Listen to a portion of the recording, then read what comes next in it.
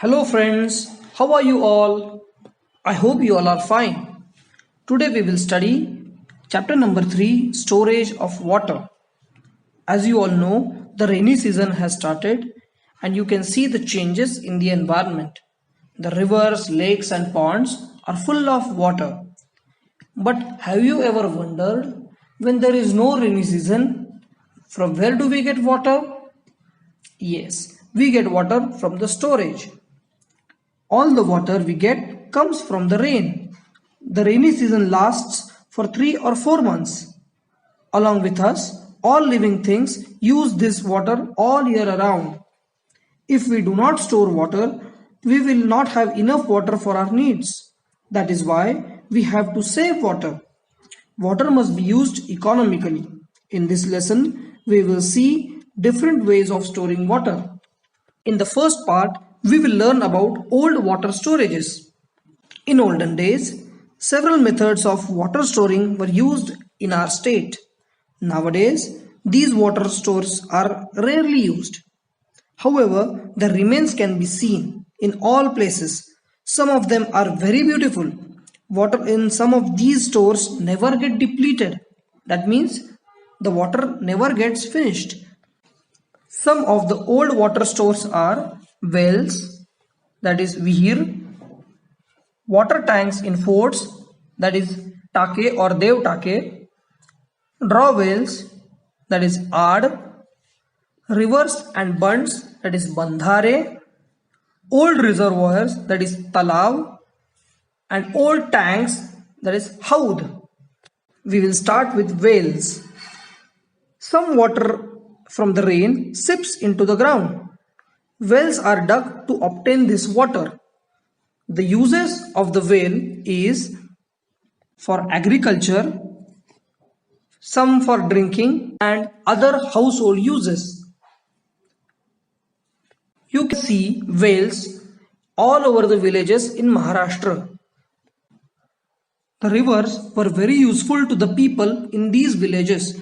After wells, we'll come to water tanks on forts or Devtake.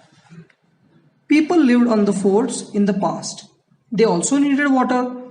The forts had reservoirs and tanks dug into the stone. The water tanks were created when the stone or quarry was used for building up a fort and the remaining pit or dug was used to accumulate water when there was a rainfall. This accumulated water was used for all the purposes on the fort.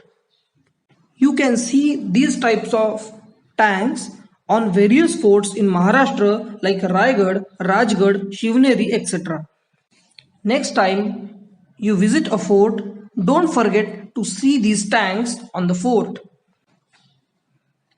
After water tanks on the forts, we'll come to draw wells. This is Aad.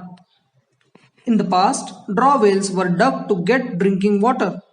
They were small wells from which water was drawn using a small pot, that is a pohra that was tied to a rope. Atpadi in Sangli district had a draw well in every wada. The draw wells had water all year around. When the tap water system was introduced, the draw wells went out of use. Many were sealed. Now there are very few left in Atpadi, and the same is the case in almost all the villages. The main purpose of a Aad or a draw well was for drinking.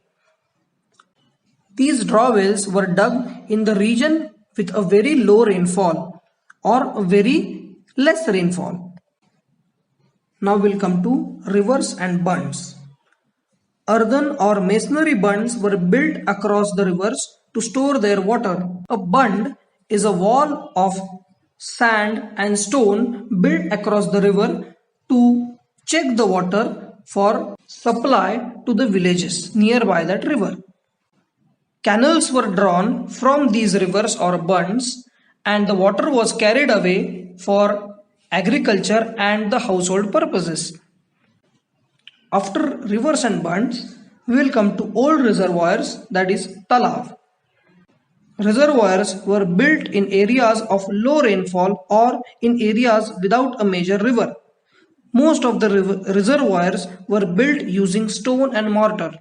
The famous Katras Talab was used to supply drinking water to the Pune city during the Peshwa rule. Now we'll come to old tanks or houds. Earlier tanks were used to store water. Some large cities still have these tanks. Some of them are still in use. You can see these types of houds or tanks even in Pune city. These were some of the old water storage systems that was used by the people of that time. But as the time passed, the cities and villages increased with their areas and population. And so they needed a system with a large water supply and also storage. We will learn the modern or recent water storing systems in the next part of this lesson.